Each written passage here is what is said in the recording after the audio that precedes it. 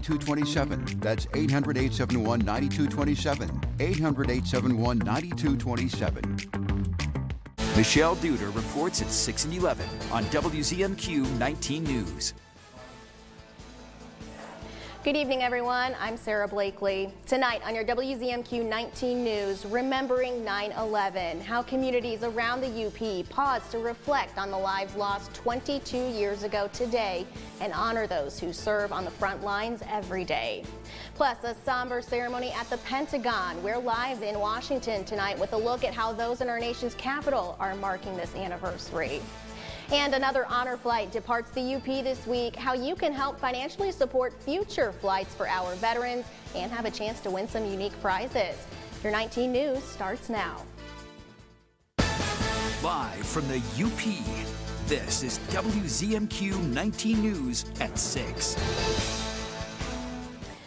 We were a little chilly and kind of dreary today. Ariane, how long will these drizzly, cloudy conditions continue? Just a couple more days, actually, unfortunately. But you know what? It's a nice break from the heat. So we'll see scattered showers continue possibly into Wednesday, and then very chilly nights upon us. We'll expect some frost, possibly freeze coming over the next couple of nights, as we could see temperatures down to the lower 30s. Remember those temps with all that fluffy stuff on the way? Today, though, we saw a high of about 56 degrees. I've got your 7-day outlooks and event planners on the way. Thank you very much, Ariane. As you know, today marks the 22nd anniversary of the terrorist attacks on our nation, where countless fire crews and law enforcement officers sacrificed their lives to save others. In remembrance of 9/11, 2 Delta County organizations hosted a tribute to first responders and veterans. WZMQ's Escanaba Bureau reporter Lily Simmons shows us. On Monday, UP Health System Hospice and Jim's Dairy Cream partnered for a second year in remembrance of the tragic events of September 11th, 2001. It is a big moment where our entire history and the way of our life changed. It's now the 22nd anniversary of it, and we just want to give everyone a thank you. To do that, Jim's gave away free ice cream in honor of veterans and first responders. We both like to give back to the community. UP Health Systems approached us last year to see if we wanted to make this an annual event. It's just a good way to give back to those that maybe didn't have the recognition. Followed by a moment of silence and a tribute to those who lost their lives.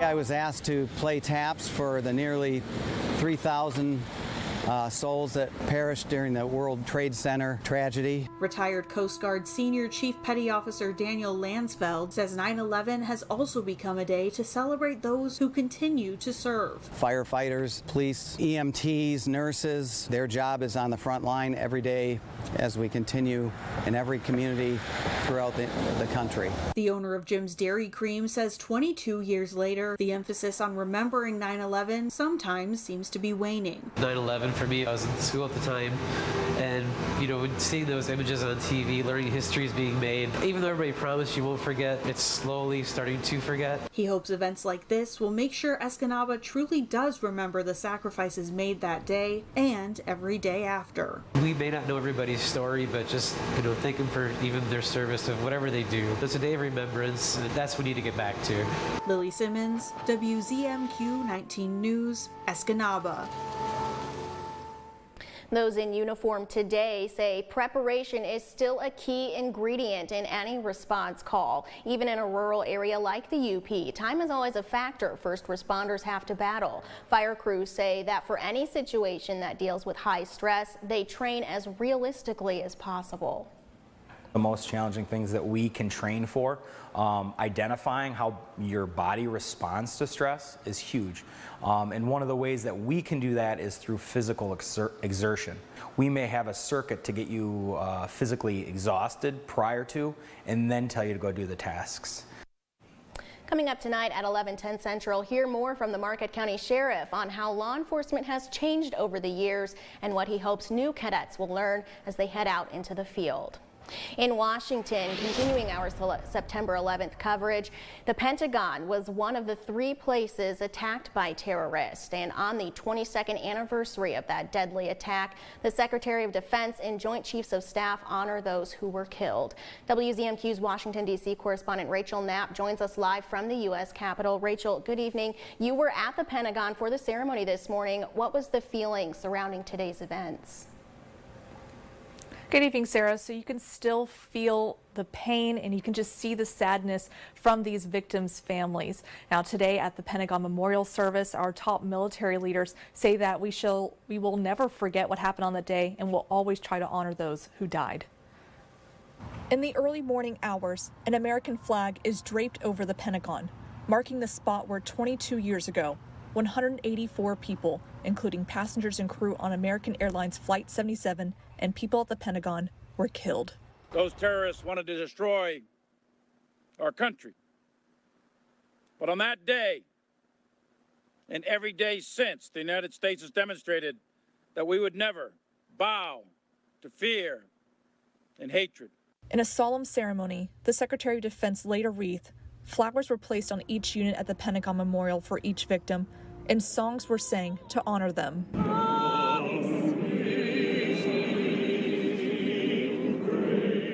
September 11th reminds us that the American spirit still shines in times of testing. September 11th made America a nation at war. And hundreds of thousands stepped up to serve our country in uniform. The wars in Iraq and Afghanistan have come to a close.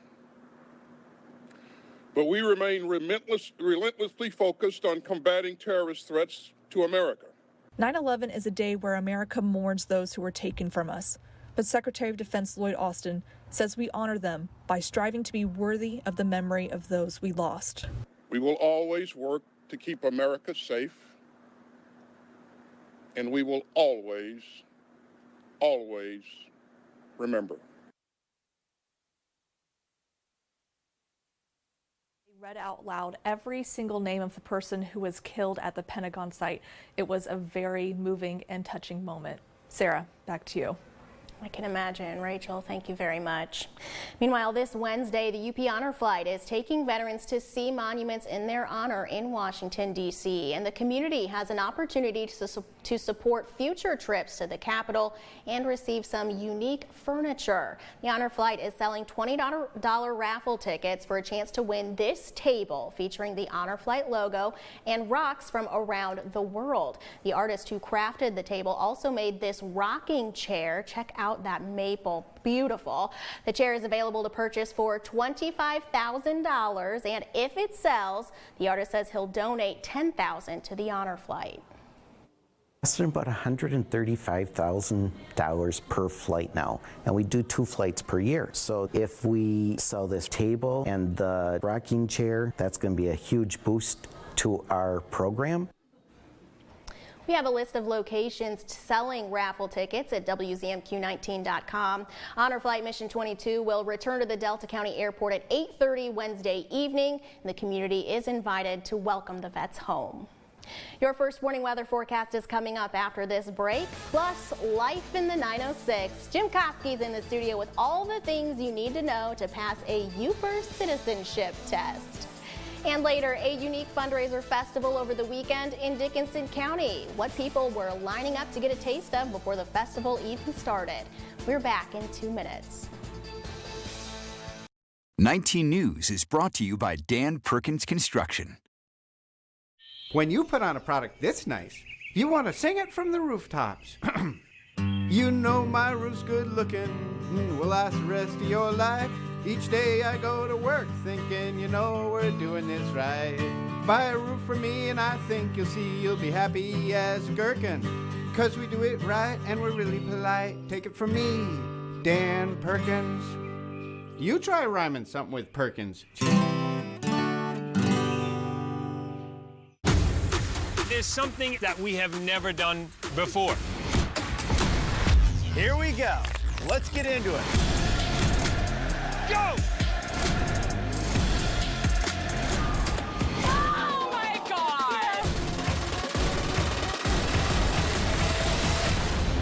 if I've ever seen this much energy.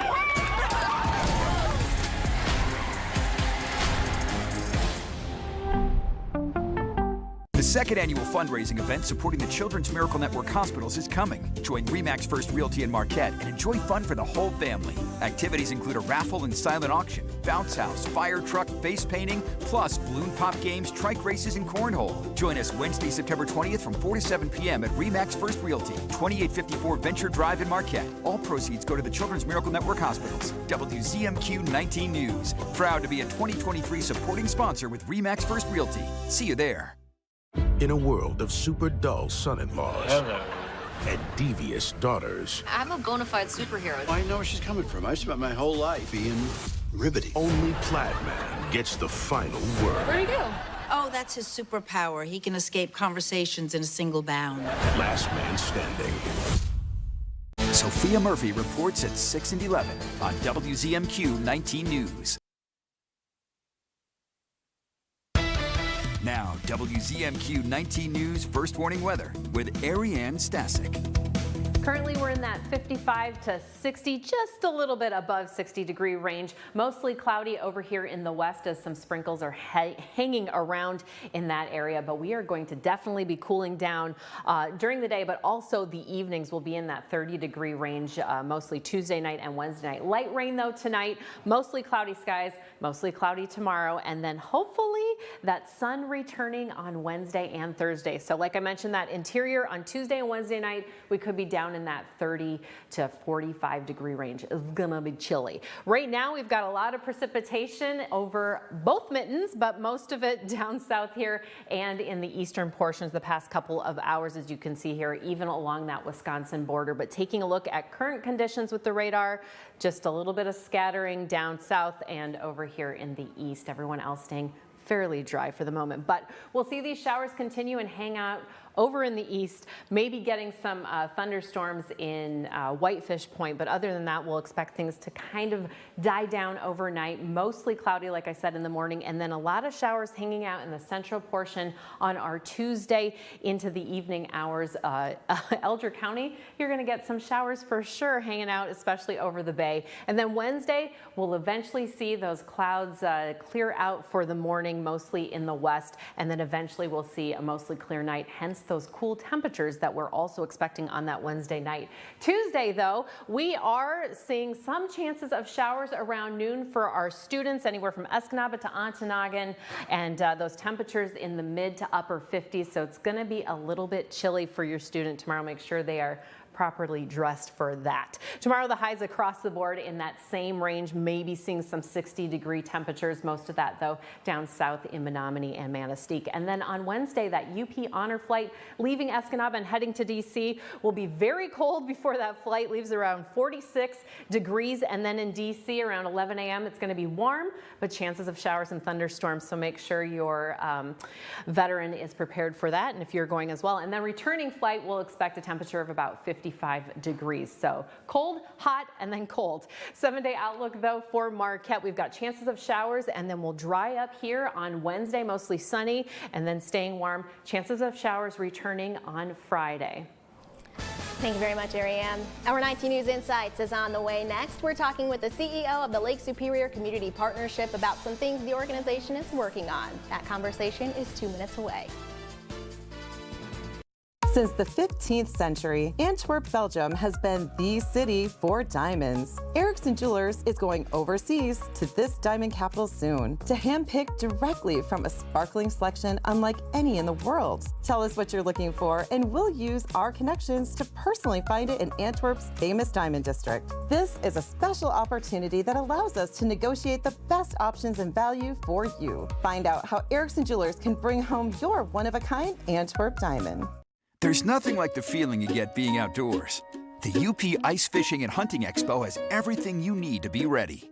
The expo returns to the UP State Fairgrounds Ruth Butler Building. Inside, discover great sponsors with everything from bait to rods and reels. Mark it down now on your calendar, November 3rd through the 5th at the UP State Fairgrounds. The UP Ice Fishing and Hunting Expo, brought to you by the Daily Press and WZMQ 19 News. Going about your business isn't easy these days. Consumer values and tastes are changing. We're here with ideas and information to help your business grow. I need an advertising partner that meets my needs and is invested in my success. I have that partner with TV19. Let us create the right advertising campaign that delivers for your business. Call us now at 906-362-1919. WZMQ works for you. Escanaba and Delta County, home to beautiful beaches, Lake Michigan, lighthouses, pretty parks, and great people. It's why so many are proud to say, this is home. I'm Lily Simmons. I'll show you what's happening here every day. In your schools, your communities, and businesses. Sharing what makes this area so special. Lily Simmons reports from Delta County. Weeknights at 6 and 11. Only on WZMQ 19 News.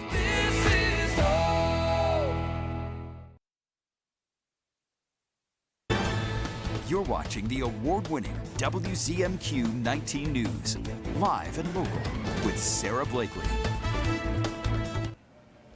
Tonight on Insights, we're getting some updates from the Lake Superior Community Partnership about what the organization is working on and a few upcoming events as well. Joining us tonight is the CEO of the LSCP, Christopher Germain. Thanks for coming on, Christopher. Of course, thanks for having me. Absolutely. So you just went to the Michigan Economic Developers Association conference just a little while ago. Tell us about what that was about. Yeah, so actually the exciting thing is they came to us, right? Which is even nice. cooler. It's only the second time in history of that organization that they've had their conference here in Marquette. So in 2019 they broke records, so they decided to come back again, and we broke records again. So we always say thanks, take that Detroit, right? Is what we tell you when everyone wants to come here. So, but about 187 economic development professionals from all across the state came up here, and they talked about housing, we talked about childcare, talked about outdoor recreation and all the things that matter to us. But it's a great chance for us to have a statewide lens right on here in Marquette and what's happening.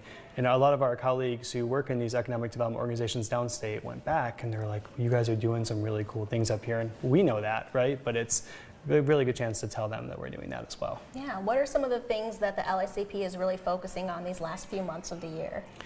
So a lot. I feel like this summer has been incredibly busy, so I want to kind of start there. META was a big thing for us. Just getting everyone up here was a whole lot of work. We've also been working with our partners in the economic development ecosystem to apply for a large state grant to bring small business support to the area. So we're really excited about that. We'll hear in November, so we'll have more, but fingers crossed MEDC likes our proposal. But then really looking forward to the rest of the fall, it's going to be legislation is what we're really going to be working on. So one of the roles that we play at the LSCP is advocating on behalf of businesses in our communities. So issues like energy are on the table, healthcare, labor law, dark stores we hear might be up on there. So it's a lot to kind of take in, and it's really about being prepared as we get ready to go back down to Lansing and advocate directly on this community's behalf. Sure. I don't want to throw you for a curveball too much here, but I know that you have been, the LSCP has been piloting this child care program. Yeah. Tell us a little bit about that. That's been a really cool thing. Sure, yeah. Child Care Spark is honestly an incredible program that came out of the brainchild really of not just us, but a number of our partners at the Community Foundation and Great Starts Quality and Marisa. And we've just finished the pilot cohort. So we had 3 members enter it in June, and 3 individuals are actually opening their businesses this month. So we're really excited. It's 100% success rate, right? Yeah. So we're currently recruiting for the second cohort though, which will start in October. So if anyone's curious, then go to childcarespark.com. So if they want to start a childcare business, that's where we can help them out. Yeah, so if people were curious, that's just one of the many things that the LSCP has been working on. All right, so we also have a Small Business Association of Michigan Lunch and Learn coming up here at the end of the month. Tell us about that. Yeah, so September 29th, we'll feed you lunch. It's a free to register for, but the Small Business Association of Michigan, or SBAM, Brian and his team come up here at least once a year to do this type of event. They're usually up here more often than that as well. So this is our second kind of annual event of this type. We're also partnering with the GINCC out on the west end, so anyone really across the whole county and the whole region is welcome to sign up, and they can just go to marquette.org and see the registration for that. Very nice. For people who are interested in becoming part of the LSCP, I know that you have like partner organizations and businesses. That's why we have a business after hours here. That's right, yeah. How can they get more information about that? So the easiest place is simply marquette.org, which is our website. But we have 8 full-time staff members, so you'll see us all throughout the community. You can pull any of us aside, and we can give you that information as well. Perfect. All right. Well, Christopher, thank you so much for sharing. We appreciate it. Yeah, of course. Thanks for having me. Absolutely. Still ahead, life in the 906. Jim Koski has all the things every Yooper should know. Do you think you could pass the Yooper citizenship test? I guess we're going to find out. And another successful Art on the Mountain in Marquette. A look at the artists featured at the Marquette Mountain Resort over the weekend. But first, here's your Yoopers United volunteer opportunity of the day. Feeding America West Michigan is hosting another mobile food pantry this Wednesday, September 13th. It's being held in K.I. Sawyer. Volunteers are needed from 11 a.m. to 2 p.m. Help is needed setting up, packing food into boxes, loading vehicles, and anything else that might arise. To sign up to be a volunteer for this event or check out any other opportunities, just head on over to youpersunited.com. Coming up on the CBS Evening News, the American trapped more than 3,000 feet deep in a cave. Tonight, his near-death experience as rescuers try to get him out. How he navigated waterfalls, narrow passageways, and near-freezing temperatures. That and more news tonight on the CBS Evening News.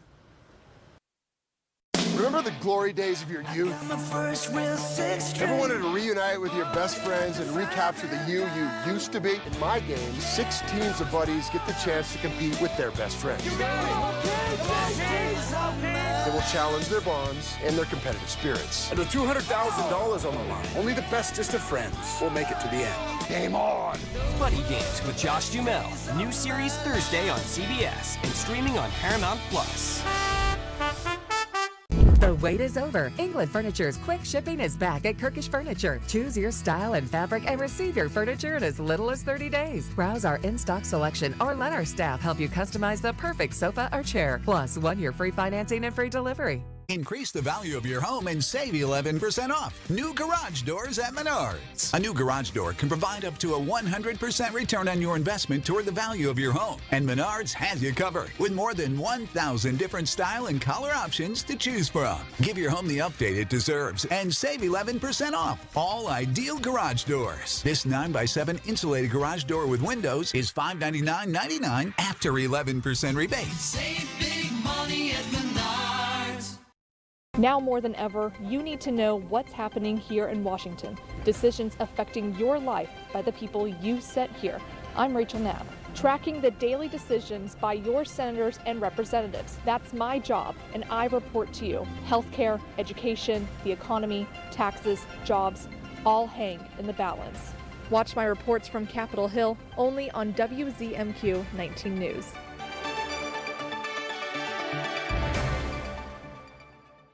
WZMQ 19 News, live and local news, first warning weather, exclusive interviews. Named Best Newscast by the Michigan Association of Broadcasters. Make the switch to WZMQ 19 News.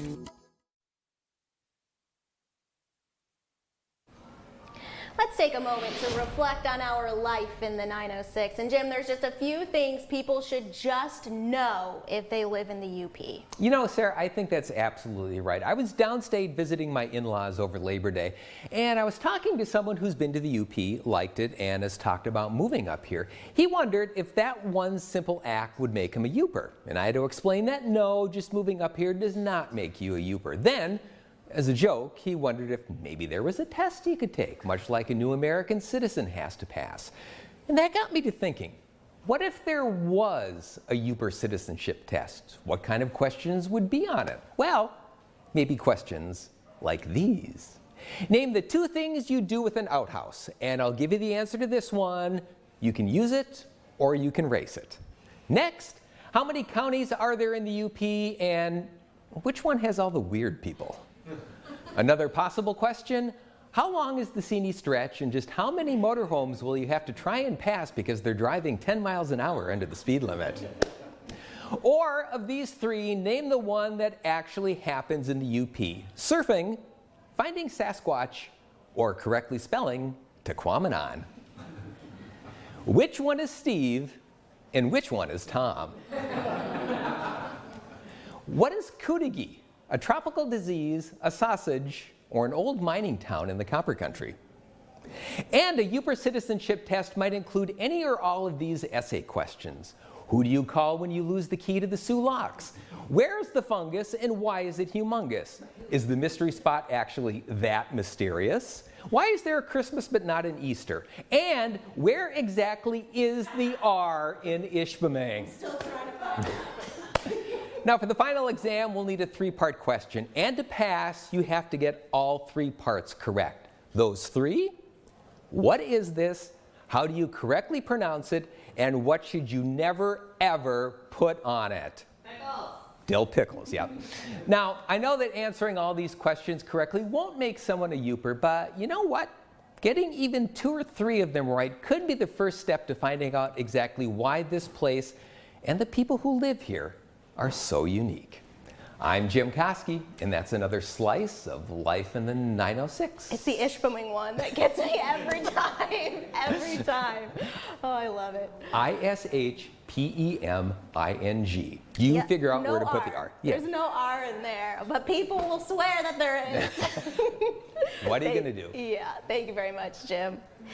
Well, in Dickinson County over the weekend, a unique fundraising event drew quite a crowd. The Carmelite Fall Festival at the monastery in Iron Mountain supports Catholic nuns that remain hidden from the world in prayer and fasting. The event takes place every year during the 2nd weekend in September. This year, about 80 people were lined up early in the parking area before the festival's opening on Saturday. One volunteer says the lineup is all about getting a handmade treat. Absolutely, the highlight is the Sister's Bread. I guess it's been going on for 20, maybe 30 years. I sat here just as I am today last year, and I saw the line. I thought, what in the world's the line for? And they said, oh, the Sister's Bread. That bread was sold out within 30 minutes on the first day, and close to 100 loaves were sold during the whole festival. Coming up tonight at 11:10 Central, we'll hear more from those who attended. Marquette Mountain hosted its 3rd annual Art on the Mountain this weekend. The 2-day event brought in about 20 artists with a large variety of pieces. Booths were scattered throughout the inside and outside of the resort, giving artists lots of room to showcase their work. Later in the day, artists were accompanied by live music, and the musicians were given free 2-hour time slots to give them some exposure. I think that overall, this is a great avenue for a lot of the artists in our local area that are able to the last hurrah of the summer. Art on the Mountain rounded out on Sunday with some rain, but that didn't stop people from coming to see what local artists had to show. We are in for a cooler night, and we aren't going to really warm up too much the next few days. Ariane has the outlook after this. It's Boots and Knives Month at Richardson Jewelers, downtown Marquette. With the purchase of an engagement ring, you'll get your choice of a Rapid River hunting knife or a certificate to go towards a pair of Red Wing boots. Richardson Jewelers. Tonight, the race to find survivors after Morocco's deadly earthquake. Then, how could Hurricane Lee impact the U.S.? And a look at 9/11 remembrances and Norah O'Donnell's conversation with a military pilot called into action that day on the CBS Evening News. 19 News was recently honored with the 2022 Best Newscast Award from the Michigan Association of Broadcasters. It motivates us to work even harder to be your voice in the community. 19 News is all about sharing local activities and events, plus information that leads to understanding, support, and unity. That's the mission of the 19 News team, and we thank you for watching. 19 News, connected to our community. Weeknights on WZMQ 19. One more time before you wake up in the wild. In your eyes, I see a flower slowly dying. Together with the Nature Conservancy, you have the power to make a difference. For unspoiled nature, for beautiful wildlife, and for people everywhere. Together, we can find a way to ensure that all life on Earth can thrive. Oh, in the wild, you're gonna make it. The moonlight is here to take you. Our natural world needs us now. Every day, we lose more lands, waters, and the wild species that depend on them. To learn more, visit nature.org today. We're currently in those mid 50s and very low 60s. These are going to drop this evening. Mostly cloudy skies out there, and that's going to be the story into our Tuesday. Tomorrow is Tuesday, Monday part 2, where we'll see more temperatures in the mid 50s here in Baraga. This is what you're looking at out the door there. So not warming up too much, so make sure you're prepared for that. 7-day outlook for Escanaba. We'll expect some breezy conditions up to maybe 20-mile-an-hour winds. And then for that UP honor flight on Wednesday, some sunshine when they return. Thanks, Sarah. Finally tonight, Studio Dance Arts Booster Club hosted a successful mom-to-mom sale Sunday at the Westwood Mall in Marquette. The fundraiser was put together by the boosters to help raise money to support the cost of competitive dancing. People from the studio and the community showed up to sell kids' items that could be used again by another parent or bought new from booths with homemade items. Us have a lot of things, and we're always doing hand-me-downs and trading and selling each other things, so we thought, why not open it up to the community and try to make some money for our booster club. And all the profits from the fundraiser will be split between the Booster Club dancers at the end of the year to support dancing costs. That does it for now. We'll see you at 11. Tonight, the desperate